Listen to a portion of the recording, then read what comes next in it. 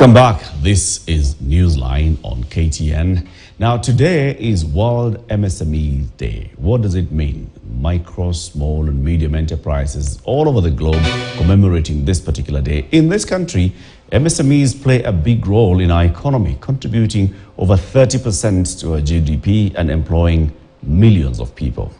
Now, there is even a State Department for the MSMEs development, and the principal secretary in that State Department is my guest this evening, Susan Mangeni. Karibu sana. Thank you, Eric. Today was a big day for you, I can imagine, as the PS for MSMEs development. Now let's start with the basic definitions and the numbers. When you talk about MSMEs in Kenya, what are we talking about in numbers? First of all, Eric, happy International MSMEs Day. That's all we say? Okay. Happy International MSMEs Day. Yes, happy international. We're not yet at midnight, so we're still celebrating. But first of all, let me, I know probably majority of Kenyans did not know that it was a special day that we are honoring the crucial role that MSME play in our economy and also in helping us to achieve the SDGs. This day was designated in 2017 by United Nations just to in appreciating and honoring that crucial role that they play. Because if you look at the SDG goals, right away from goal number 1, ending poverty, hunger, look at health, education, you know, it all revolves around MSME. And so MSMEs play a crucial role in our economy. It's one sector that we cannot afford to do away with. Many economies that have placed attention, have placed focus on MSMEs development are really doing well. An example is, for example, most of the European countries, you look at the German, you will see how they're doing. Their economy is built around MSMEs. So in this country today, as we say, as the world all over celebrates the 60th, this was like the 60th year we are putting our attention on MSMEs. We also celebrate the renewed focus on MSME, which has been brought about, of course, by this administration. And you started off by saying now we have a State Department. True, we have a State Department focused on MSME development, and this is the first time we are seeing this since independence, and we are talking about 60 years, showing that now we have recognized the role that these people play, and we know that for us to grow our economy, we need really to put them at the center of our development agenda, invest a lot of efforts in them, break barriers in terms of access to financing, build their capacity to enable them also access sustainable markets. And that way we will get everybody to participate in the economy, and by that we'll also be achieving the UN guiding principle of leaving no one behind in the economy. So MSME. Back to my question. When you talk about MSMEs in Kenya, what are we talking about in terms of numbers? Who are you dealing with? 98% of businesses you see around in this country are MSME. 98%? 98% of all businesses in this country are owned by MSMEs or are driven by MSMEs. Why? How do we the large enterprises and the ones who can say large enterprises or MSME only account for 2%. So most of the businesses are MSME.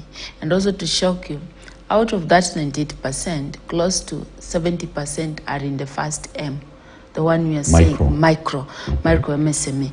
Because out of a population of about 18 million MSMEs, only 5 million are somehow, you can say they're somehow known, they're somehow sort of formalized.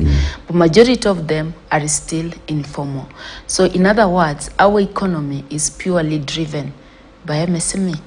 And today, being a very great day in terms of just appreciating the contribution, the significant contribution in our economy, we decided to observe this day in Kajiado East Constituency, Kajiado County, and there we are celebrating a traditional value chain, and as you can see, I'm donning it, Ushanga, This also just showcases the miles that you're willing to walk to try and enterprise our way of life, so that majority of Kenyans who are still struggling at the bottom of the economic pyramid can have hope to enterprise each and every aspect of their lives to earn a living, move up.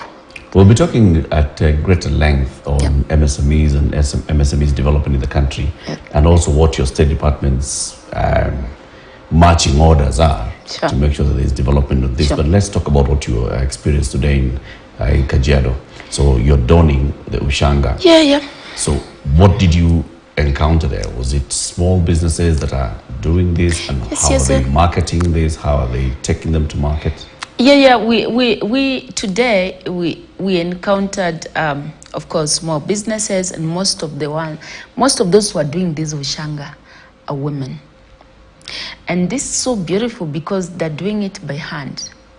But we believe that this is a great resource, which if we supported them in terms of financing, in terms of even new technology, in terms of new machine, we can be able to globalize this as a global value chain beyond now just Maasai land as a community from the culture. This just shows how our culture has also is full of economic potentials, which we can tap.